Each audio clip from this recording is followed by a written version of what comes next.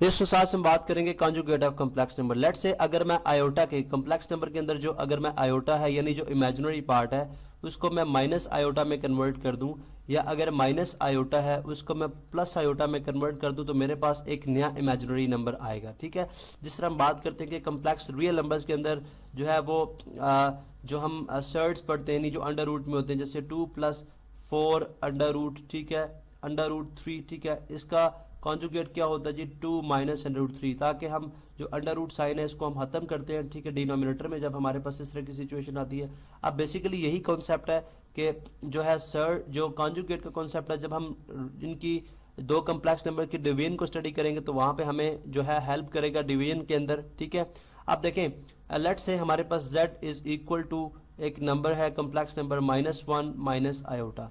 अब जो कॉन्जुगेट का साइन है वो क्या है z बार। तो जब मैं इसी नंबर का अगर मैं कॉन्जुगेट लूंगा, ठीक है, तो मैं इसके ऊपर पहले बार लगाऊंगा, और जब कॉन्जुगेट लूंगा तो क्या करूंगा, अगर माइनस आयोटा तो क्या बन जाएगा प्लस आयोटा। इसका मतलब है कि z का जो कॉन्जुगेट है -1 - आयोटा का जो कॉन्जुगेट है वो क्या है -1 प्लस आयोटा। ठीक है, या इसी तरह अगर हम लेट सपोज एक z1 है, z1 अगर हो -1 प्लस आयोटा, ठीक है, तो अगर मैं z1 का कॉन्जुगेट करूंगा तो मेरे पास क्या आ जाएगा -1 प्लस आयोटा का जब मैं कॉन्जुगेट करूंगा तो मेरे पास आ जाएगा जी -1 - आयोटा। ठीक है, तो आपने देखा कि किस तरह से हम जब जो कॉन्जुगेट लेते हैं तो उस वक्त हमारा जो कंसर्न होता है वो इमेजिनरी पार्ट यानी आयोटा वाले साइन से होता है। अगर आयोटा के साथ नेगेटिव साइन है तो हम पॉजिटिव लगा देते हैं, और अगर पॉजिटिव साइन होगा तो नेगेटिव साइन लगा देंगे। ठीक है, तो ये बेसिकली है कॉन्जुगेट। अब अगर कॉन्जुगेट की कुछ प्रॉपर्टीज या कुछ कैरेक्टरिस्टिक्स की बात कर ले तो हमें ये बात जो है समझ आती है कि अगर किसी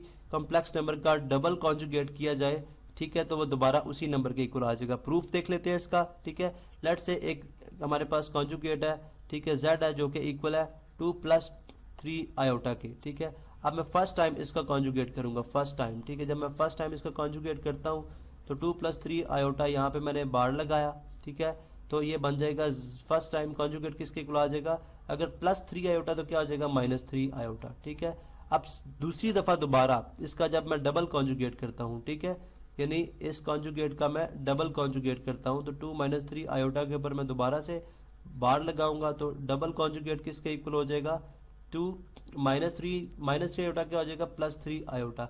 अब अगर आप देखें तो हमारे पास जो डबल कॉन्जुगेट है, हमारे पास जो डबल कॉन्जुगेट है वो किसके इक्वल आ गया, अगर आप देखें तो 2 + 3 आयोटा दोबारा ये z के इक्वल आ गया। तो आपने देखा कि डबल कॉन्जुगेट है जो होता है वो z के इक्वल होता है। ठीक है, इसी तरह से हमें ये बात भी समझ आती है कि अगर लेट सपोज हमने जैसे बात की कि रियल नंबर्स जो हैं वो उनको कॉम्प्लेक्स नंबर की फॉर्म में लिखा जा सकता है, तो हम ये बात करते हैं कि लेट से हमारे पास अगर एक जो है वो रियल नंबर है जिसको लेट से हम रियल नंबर को भी z से ही डिनोट करते हैं। ठीक है, जो कि कॉम्प्लेक्स नंबर की फॉर्म में लिखा जा सकता है a + 0 आयोटा, या आप यूँ समझें कि अगर हम कॉम्प्लेक्स नंबर के अंदर जो इमेजिनरी पार्ट है उसको 0 कर दें, ठीक है, और फिर उसके बाद इसका कॉन्जुगेट लें, ठीक है, a + 0 आयोटा का कॉन्जुगेट लें, ठीक है, तो ये हमारे पास किसके इक्वल आ जाएगा a - 0 आयोटा के, जो कि बज़ाहिर किसके इक्वल है a के, बिकॉज a के अंदर चाहे 0 ऐड हो या 0 सब्ट्रैक्ट हो वो a ही रहेगा।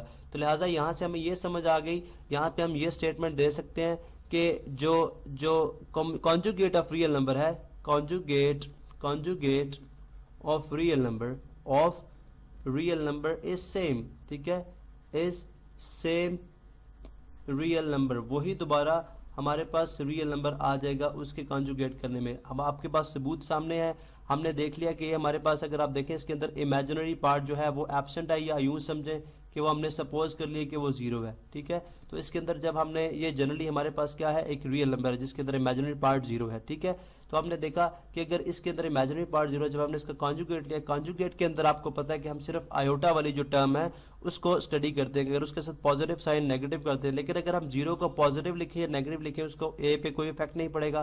तो लिहाजा कॉन्जुगेट ऑफ रियल नंबर जो है वो दोबारा से क्या होता है रियल नंबर ही होता है। इसलिए हम यहाँ पे ये स्टेटमेंट दे सकते हैं therefore z integer is equal to z in case of real numbers। ठीक है, तो ये था हमारा कॉन्जुगेट ऑफ कॉम्प्लेक्स नंबर पे लेक्चर।